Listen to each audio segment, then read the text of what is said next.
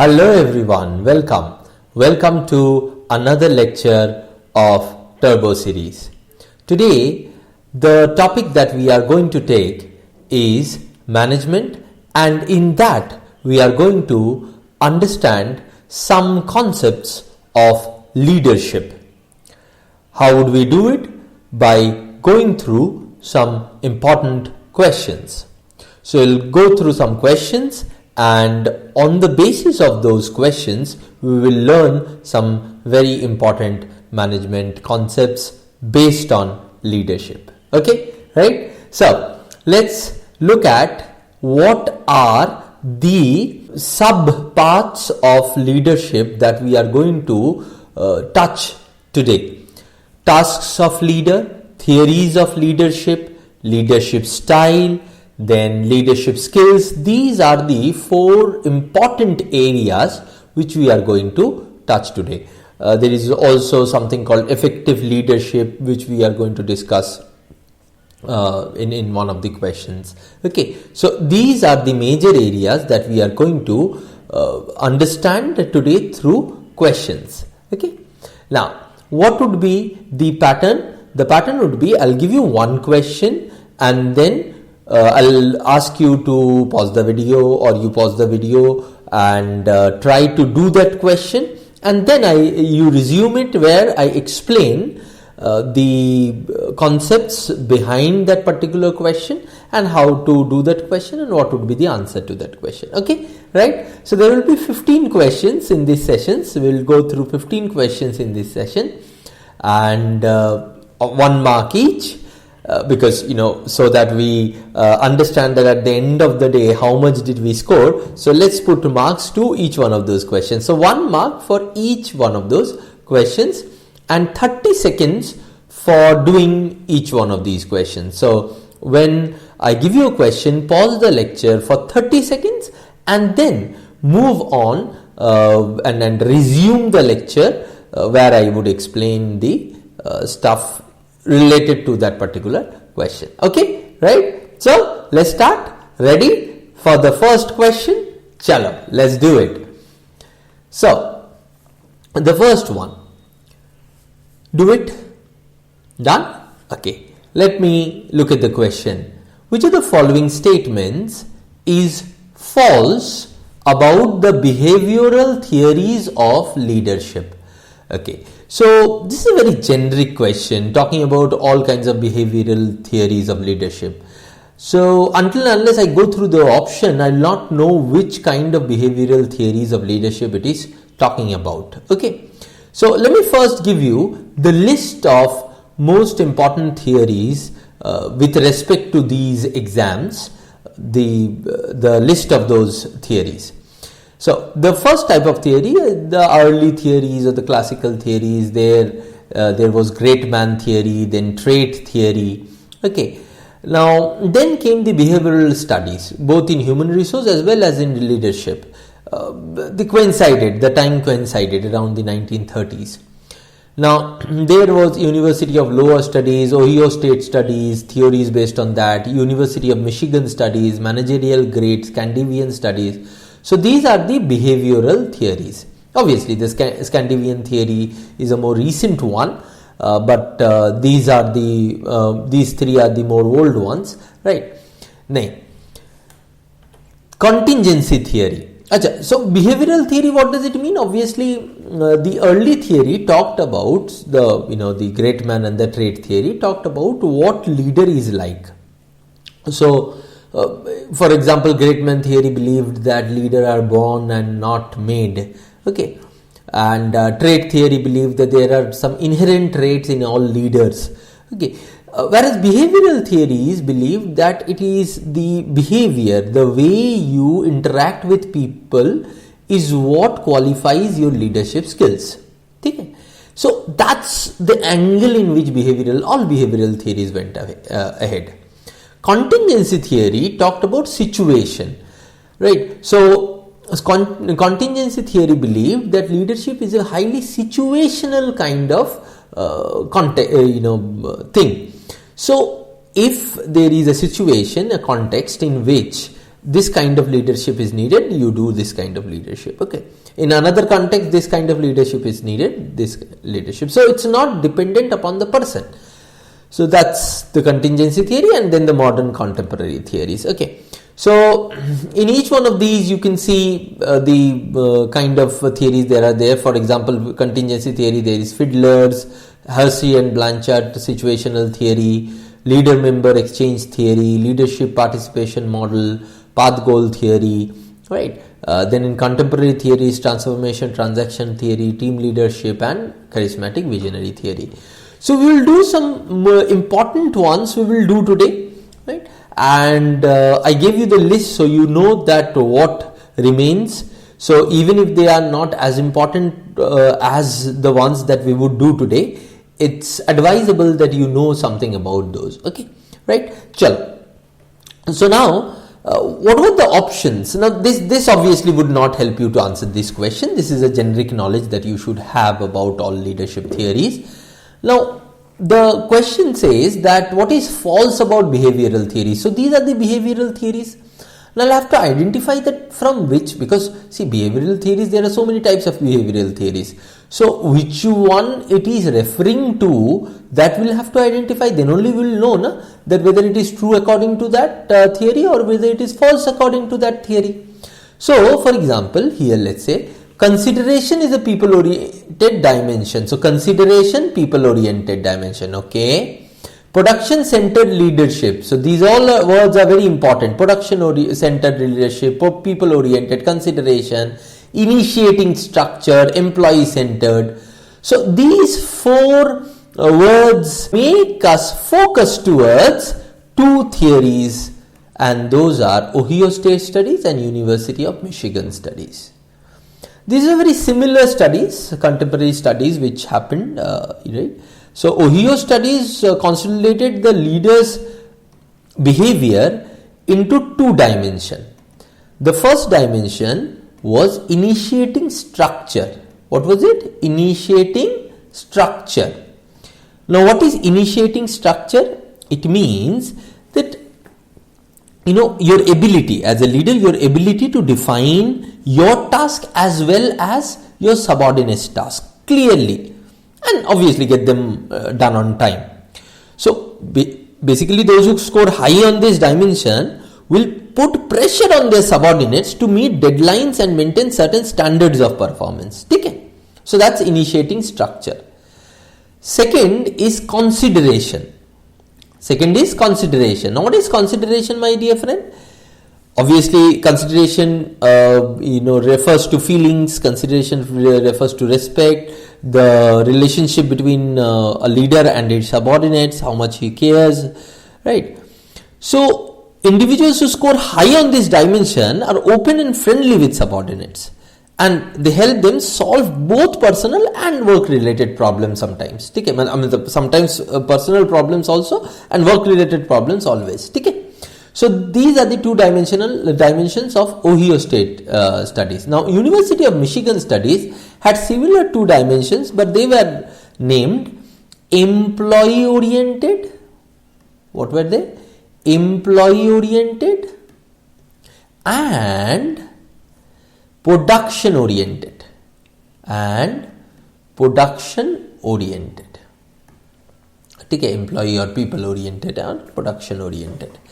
So, obviously, as you can understand from this, that employee-oriented means interpersonal relationships, it emphasized on it, and leaders who would score high on this will take personal interest in how the subordinates are doing, and they would help. Whereas, production-oriented leadership would be something like who are concerned with task and goals. Right? This is my task, this is my goal, have you done it? They consider, employees to be a means of achieving a goal, and they don't care what their employee's problem is or not. Okay? So, this is Michigan studies. So, you can see the strong parallel between these two. So, it is better to consolidate both of them together, right, rather than keeping them separate.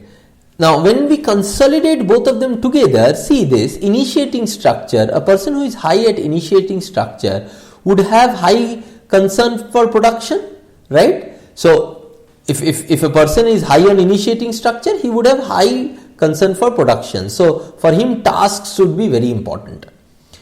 Now, if that person is also high on consideration, then you would have high concern for people also, right? So this is the best quadrant to be in when we consolidate University of Michigan studies and Ohio State studies. This is effective leadership when it comes to it, right?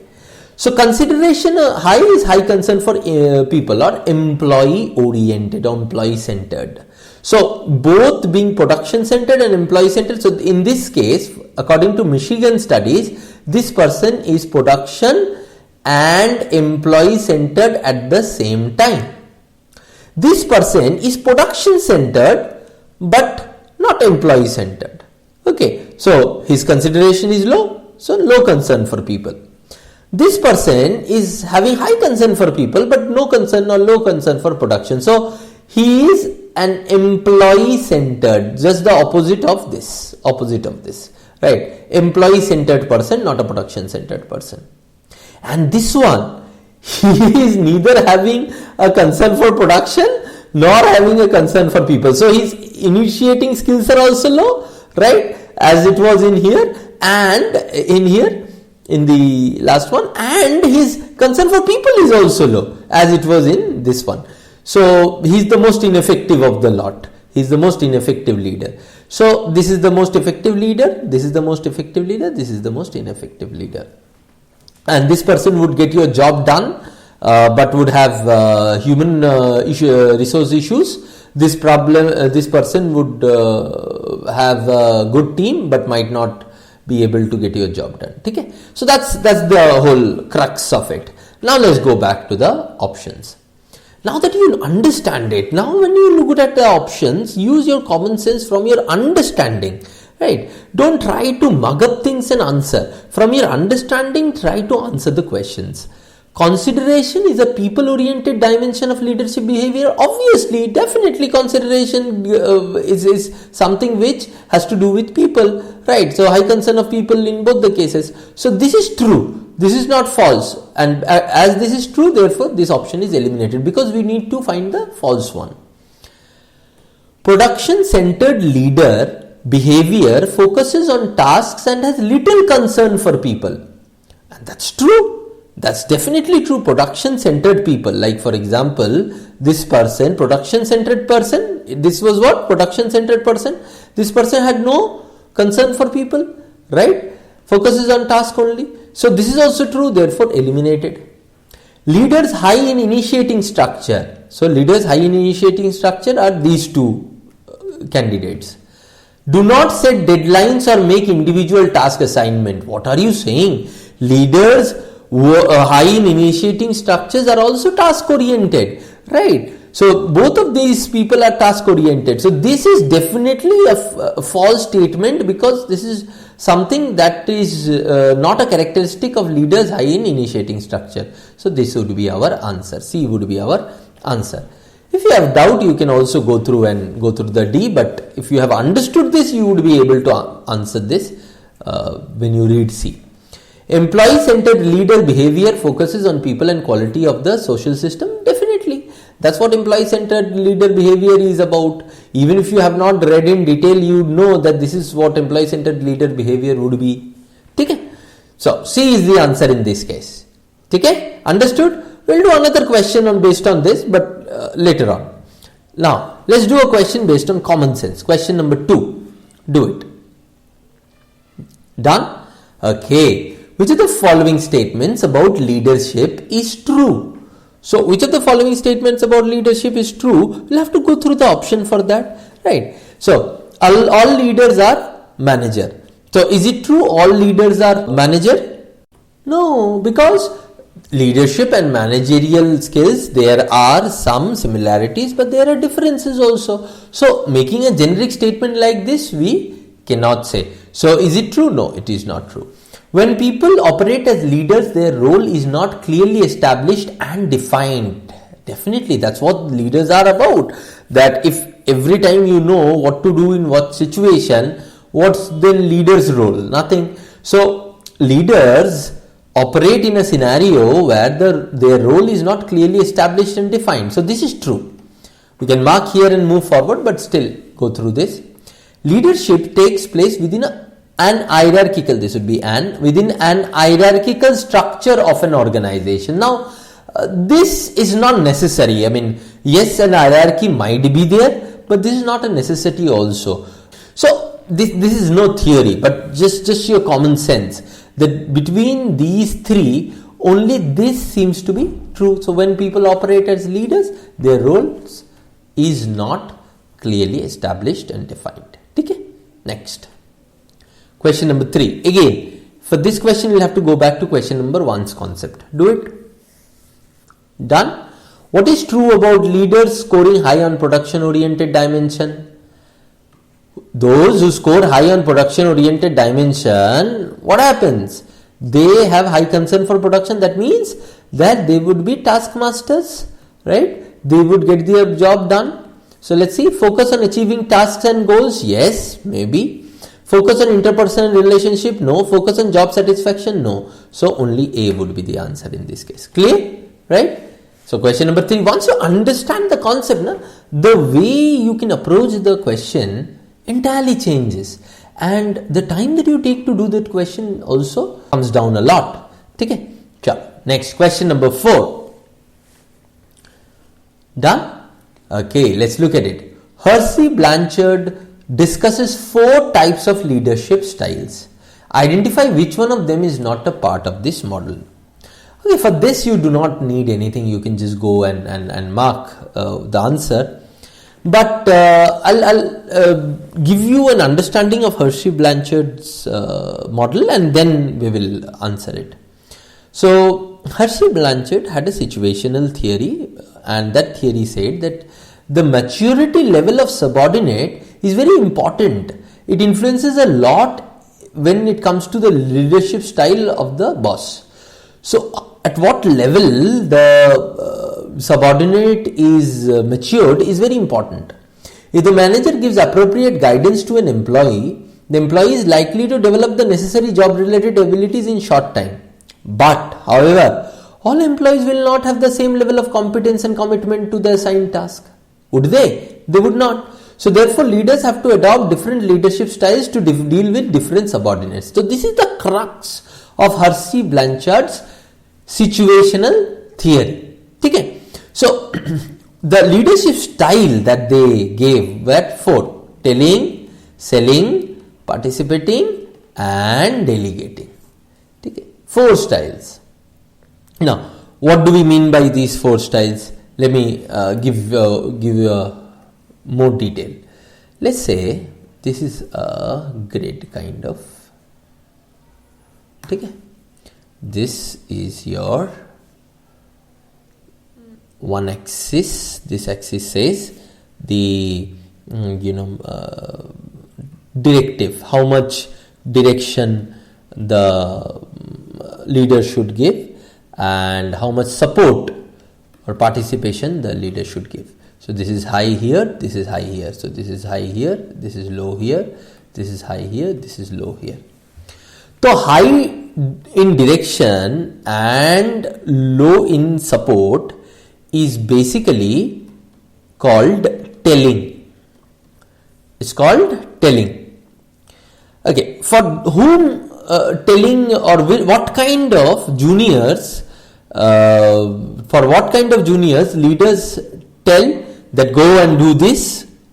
Those who are unable to do a job, does not have the capability, and they are unwilling also. Unwilling means insecure, unwilling, anything, right? Okay, so if they are unable and insecure, both these things, then you should tell them, go and do this. Okay. So if you see here, the leader's behavior is high on direction or high task behavior, and low on relationship, because he does not want to have a high relationship. Next. selling. Next is selling. Selling is when the junior is unable but he is motivated, but he is willing to work. Okay? Then you sell, then you motivate, then you tell him that you are still driving it as a high task master, right? But you are saying that you can do it. You would be able to do it. Okay, and because he is willing, he would try it. Okay. So high task and also high relationship. Here the leader is high on relationship. The support he gives is also high and the direction he gives is also high. Because he is unable, the candidate is unable or the junior is unable, the directive has to be high too. Okay. Next. Here what would happen? Low on direction means that the person is able, he does not need much direction for doing the work, but he is unwilling. Now, unwilling does not necessarily mean that he is a kamchor. Unwilling can also mean that he is insecure. Okay, he is afraid that he would do a mistake, but he is able. In that case, the leader should be a participative leader or participating rather in this condition. So you see, this is high on relationship, but low on task because that person has the capability. The final is where the person needs no direction, very less direction and very less motivation also. So you can leave him as it is and he would do his job. So basically this person is definitely more able and is willing to do the job also. And to him, what would you do? You will delegate. You will just ask him to do and he would do it. Okay? You will give him the responsibility. You will not also ask him. You will give the responsibility and he would do it. This is Hershey Blanchard's situational theory. Okay? Now, you did not need for this question so much, but for another question you might need it. Okay. Now here tell is Hershey Blanchard's leadership style, sell is, participate is, but not laissez-faire. Laissez-faire is not. So therefore this would be the answer. Because that's what they have asked. Now identify which one is not a part of this model. Next, question number 5. Again, a question based on Hershey Blanchard's model. Look at it, you would be able to answer. Done? It's so easy, na? Who would be given where would you use delegating style? Where the employee is highly skilled as well as willing to complete the task, which is 1. Right? So he is able and he is motivated. Tick. Okay. Now, before we move on to the next question, please understand, my dear friends, there is a difference between leadership theories and leadership styles. Right? Obviously, a lot of styles come from these theories only, but still you need to understand the difference. Theory is how it happens. Style is, where leaders need to do, how it needs to do. All leadership theories do not end up in important styles. So I have listed for you all the important leadership styles. They are mostly 10. Based on the Iowa studies, Ohio Michigan studies, Hershey Blanchard's model, path goal theory, personality traits, organizational function, Likert studies, Goldman's managing change studies, team leadership and level 5 leadership. Okay? So out of these 10, again we will be doing quite a few. The important ones we will do, but those which remains, those are to be done by you, right? So that you know what is left and what needs to be done, I gave you the whole list. Okay? Chalo. Let's move on to the question number 6. Done? Okay, let's see. According to Kurt Lewin, this style of leadership is also known as hands-off style. It's useful when staff is highly skilled and experienced. Now, let me give you the idea about Kurt Lewin's University of Iowa studies. He formulated 3 leadership styles. First, autocratic, Autocratic is a style where the leader dictates order, likes to control situation, believes in quick and centralized decision making. Second is democratic. This is also known as participative style. It encourages in decision making. The employees are encouraged by the leader to take decisions. Laissez-faire. This is also known as hands-off style. It gives full freedom to the staff. Full freedom. Take. Next. So if you look at these, if you look at these three, so this was one of the first studies of behavioral studies. So the idea here Kurt Lewin made is that the behavior would dominate the leadership style. Okay. When here, therefore, which style of leadership would be hands-off style? Obviously, laissez-faire, because this means to give full freedom to the staff. Okay. Now, what does Kurt Lewin believe to be an effective leadership? See, everyone had its own idea of what is effective leadership. So I told you in the last one what was the idea of effective leadership by Ohio and the Michigan studies. So according to Kurt Lewis, it was that autocratic, democratic, laissez-faire. So if you are able to have a combination of all these, then you are an effective leader. Okay, right. So but then that's ideal condition. Next, blank is not a component of emotional intelligence according to Goleman. Do it. Done. Okay. Now, please understand. You see, when it comes to Goleman's studies or Goleman's emotional intelligence theory, what are the components of it? First, self-awareness. Okay. Second, self-regulation.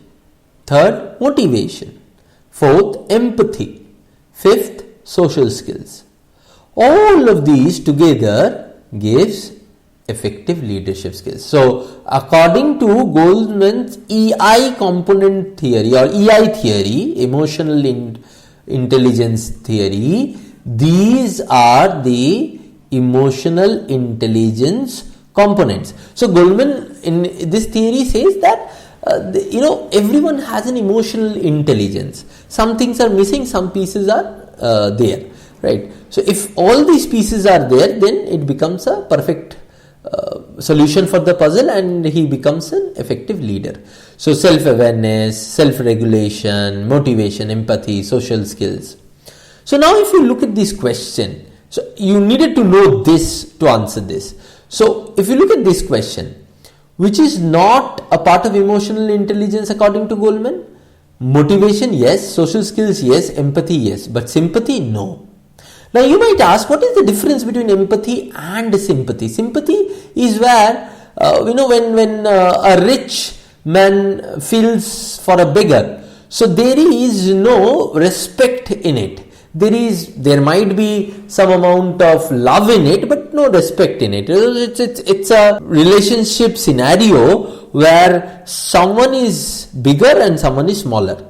Okay, in sympathy. So sympathy giver is bigger and the sympathy taker is smaller.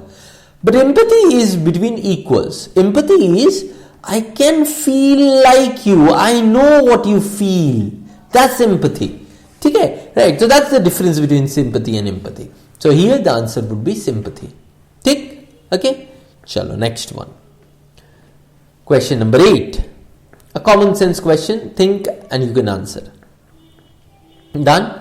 In all of these situations, authoritative leadership might work except. Now, why do I say this is a common sense question? See, you would learn so many theories and stuff, but still you would get enough places where you can use your common sense to come out with answers of at least 2 to 3 questions out of 15 questions. And see here only. Authoritative leadership, we know what do we mean by that? We mean by that where the leader is autocratic in nature, he says this has to be done, this needs to be done, right? So where it might work, and where it might not work. If the leader is more experienced than the team, can it work? Yes, it can work in that case, because the team members would automatically listen to the leader because he is more experienced, right? Next, when the leader allows his or her subordinates to innovate and take calculated risk. So if the leader being in authoritative leadership, he also allows his subordinates to innovate and calculate risk. That means what he is doing, he is giving them a little bit of freedom also, right? So in those kind of cases, can authoritative leadership work? Yes, it can work. But still I will keep this, because a lot of people might feel that this is not authoritative leadership. So this should be the answer. So if you have that doubt, keep it, right? When the followers work as per the grand vision of the company, here authoritative leadership has to work, because here the requirement is of authoritative leadership if there is a grand vision of the company and the followers do not know as much. So followers are small cogs in the wheels, and they need to contribute in a way so that the grand vision of the company is satisfied, is achieved. Then authoritative leadership has chances of working in there. When the team of peers are more experienced than the leader, now look at this.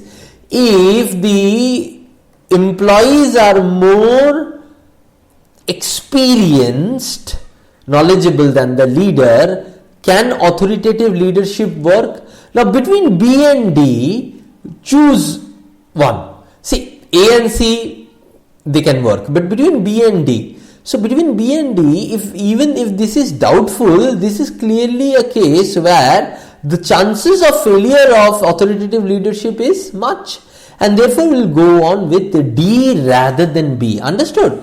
So this, see, whatever knowledge you have here, you would need to use your common sense to arrive to this solution. That's why I gave this question, so that you're clear about that.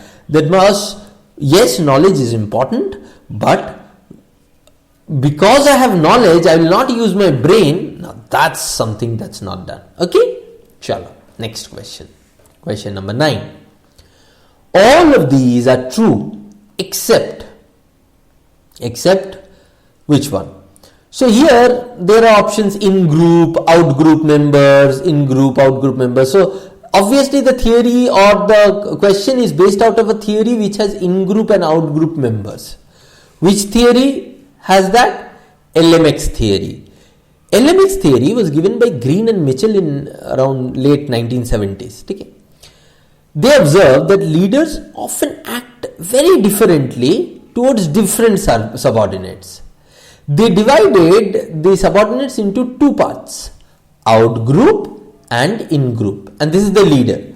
So the leader is in the center of the in group. Everyone in the in group is close to the leader, and everyone in the out group is not close to the leader.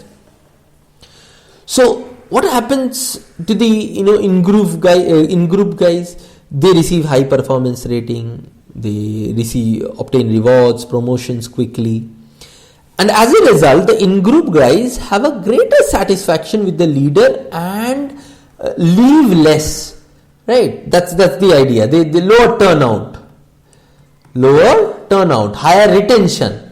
In HR parlance, higher retention. Okay? Higher retention. Whereas the out group is just the opposite. They receive lower performance rating, they do not obtain rewards and promotions. As a result, they have lesser satisfaction with the leader and higher turnover. So lesser retention. Okay? Right? So this is what LMS theory is. Now let's look at the options. In group, members get more attention. Yes, that's true. So I'll have to find out which is not true. Out group members feel left out. Yes. In group is normally smaller than out group. Yes. Out group members have more chances of getting promotion. No. So this would be the answer, D. Clear? Right? Understood? So that's how you approach these questions. So now you know LMS theory also. Let's move on to the next. Which of the following is matched incorrectly? Now you can answer this even if you do not know all the names. I have given you a hint in the last question from which you can answer this question. Done? What is the answer? Obviously this. I told you now what Green and Mitchell did. Green and Mitchell gave LMS theory, right? The last theory that we discussed. 10th one done. 11th one. Another concept now. Done? Good. Which one of the characteristics differentiates level 5 leaders? Which one of the characteristics differentiates level 5 leaders? So if you look at it, before I give you the answer to this question, let me talk about level 5 leadership. Level 5 leadership was given by a man named Jim Collins. This theory was given by Jim Collins. So let me try and draw the 5 levels. Okay, let me try and draw that. Okay, so this is level 1. Pardon my drawing, that's not good. So level 1. Level 1 are those who are very highly capable individual. So they make productive contribution through talent, knowledge, skills and good work habits. Okay. So these are the level 1 leaders. Okay. So they are very highly, you can write that also, highly capable individual. Tick. Next, level 2. Level 2.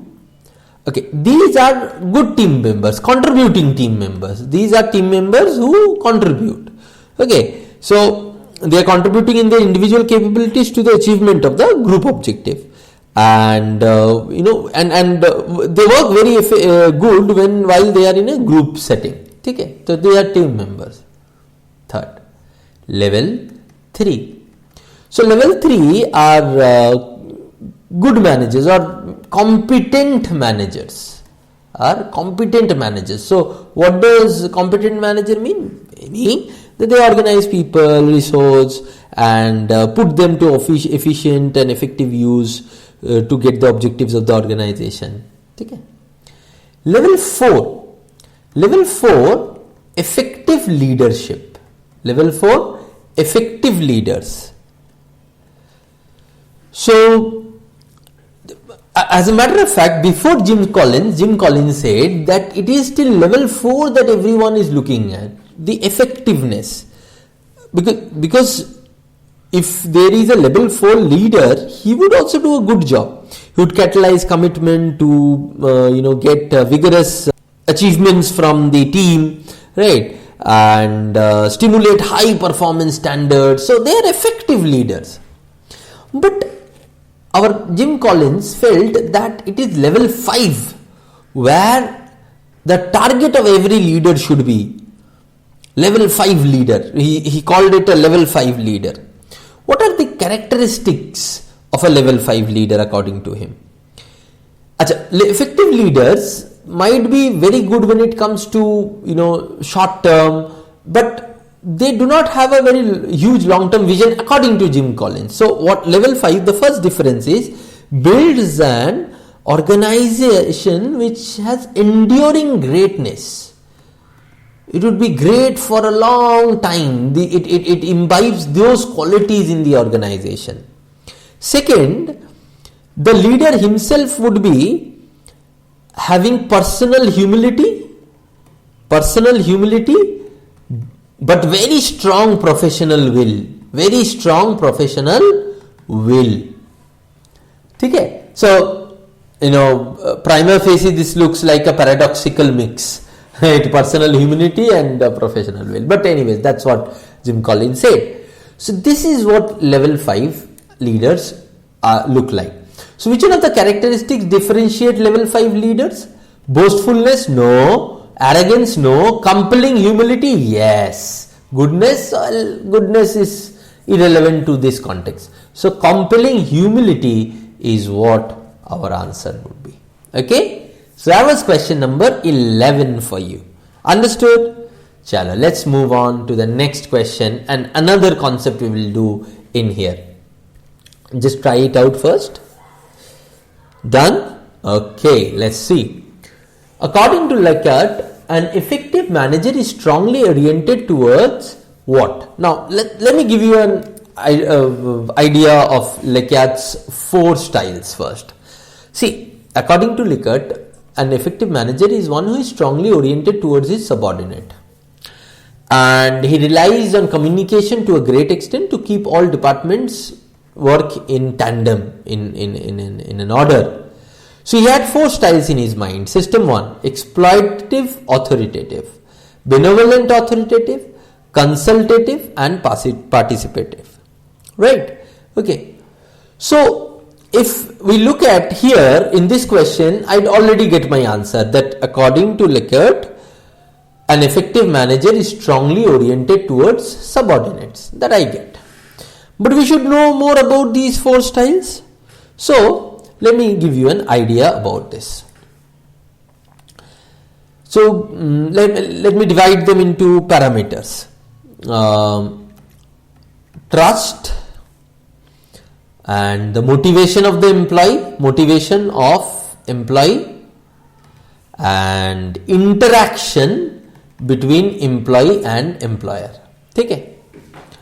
So if there is no trust between both, and the motivation of the employee is fear, threat, punishment, these are the motivations, and obviously then the interaction between leader and the employee would be always little, not much, right? Because there is distrust.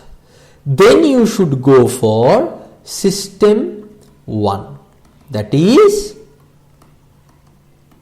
autocratic or authoritative, exploitive authoritative. Okay, exploitive authoritative. Take. Okay, now if there is trust of, as it is between master and servant, okay, that kind of trust, there is reward also and there is punishment also. Then there is little interaction, not much interaction. In these kind of cases, you can go for system 2, benevolent authoritative. What is benevolent authoritative? Take. Next, system 3. Here there is more trust than this one, substantial trust, not complete trust but substantial trust, and both rewards and punishments motivate, and here the interaction is more than this, moderate interaction. Okay, because there is some trust, so moderate interaction.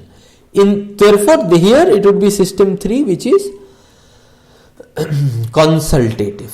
Okay, consultative. And last, the system 4, for cases where you have complete trust, and the motivation is achieving goals based on the motivation of the employee is that if he is able to achieve goal based on participation and his own improvement, these are his motivations, and interaction is very high interaction. So this is Likert's system 1, system 2, system 3, system 4. System 4 is participative. Okay, right? These are the 4 types. Clear? Okay. Chalo.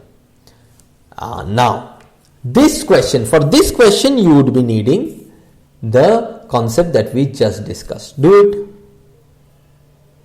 Done? Okay.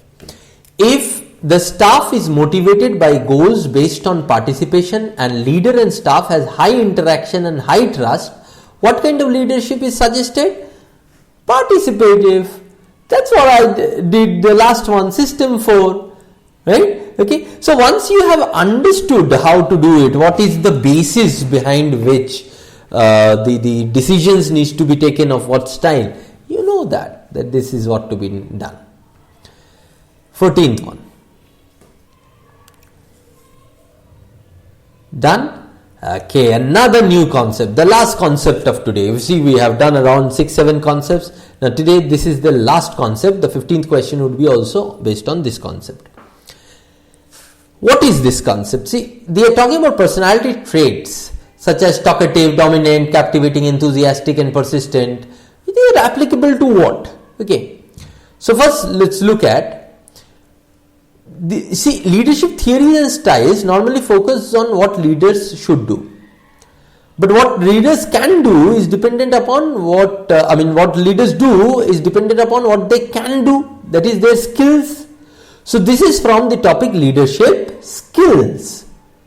So there are three basic skills that make an effective leader: persuasion skills, motivational skills, conflict resolution skills. Today we will look at the persuasion skills. Okay.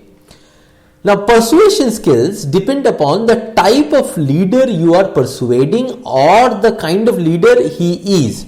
So in which way he would pursue. Okay. So for example, there are 5 kind of leaders. Skeptics. Skeptics are those people who are suspicious of data that contradict their views. They are demanding, disagreeable, rebellious and even disruptive at times. Next, charismatics. Charismatics are those people who are talkative, dominant, captivating, enthusiastic and persistent. Right? So, when you need to have a persuasion skills, you need to also have an understanding about what kind of person you will need to persuade. Right? So, charismatics are talkative, dominant, captivating, enthusiastic and persistent. Now, this particular kind, they are the followers. They, while making decision, they rely on past decision made under similar circumstances. They would not see the logic of the current condition. They would see the past situations, and there are so many people who are like this in leadership position, but they would say पहले कभी ऐसा हुआ है क्या? Then only they would do it, right? Then there are controllers. Controllers are detail oriented, accurate, logical, unemotional, analytical, objective, accurate, sensible, accurate. Thinkers, the last one, are academic, cerebral, intelligent and logical. They are voracious readers and use words carefully when they talk. They like arguments which are quantitative and backed by data. So these are the 5 kinds of people. And your persuasion skills should be different for each one of them. So the personality traits such as talkative, and obviously if you are in any one of these category, then how you would react to each one of the theories and styles that we have studied would be also different. So the personality traits such as talkative, dominant, captivating, enthusiastic and persistent. What is it? Yes, this is charismatic. Right? Okay. Last question. Question number 15. Which one of these is not a trait of controller? He is detail oriented. Yes. He is accurate. Yes. Analytical. Yes. But is he emotional? Let's see. He is unemotional. Controller is unemotional. So therefore, it would be emotional. This is not a trait of the controller. Clear, friends? Okay. So, those were the 15 questions of today. How much did you score? What was your score? Let's see. If you have scored 13 to 15, that's a very good score. Right? If you have scored 11 to 12, that's a good score. But if you have scored less than 11, that is 9, 10, there is scope of improvement. You should go and understand the basics of leadership theories and styles. And if it's less than 9, then my dear friends, you'll have to work a little more and understand deeply these theories and styles. Okay, and skills also. So my dear friends, if you look at today's lecture, you must have understood that there is a relationship between one theory and another theory. So telling kind of job, leadership function in one case is equivalent to autocratic in another case, right? That in turn is equivalent to, or in some cases similar to, authoritative in another case, right? So yes, definitely, because there are as many situations in the world, business situation, normal situation, where a person, how did he act? There are some conditions based on it he would act. Now all of these theories try to make an axis which is their perspective, a different axis, and thereby understand the whole process of leadership. Some work somewhere, some work somewhere else, right? And that's why we are to study all these theories, because you do not know in which situation or in which condition or with which kind of people what kind of leadership style would work. And you are going to be in one of the most premier organizations of the country where you would be in a leadership role, right? So this understanding is very important. Now once you go through all of these theories and you know by which names the internal concepts of these theories are called, then you would identify that there is a link between these theories. And when you do that, and then you go and attempt questions, your abilities of using your knowledge plus common sense at arriving the answer of the question fast would increase tremendously. Okay, right? So that's what your target should be. As I told you, in today's lecture, we have discussed in some detail the important theories, some of the important theories and styles and skills, but those which remain needs to be done from your end. Now you know how to approach it. Now you know how to do it, what to do. Yes, the important ones we have done, but you do not know.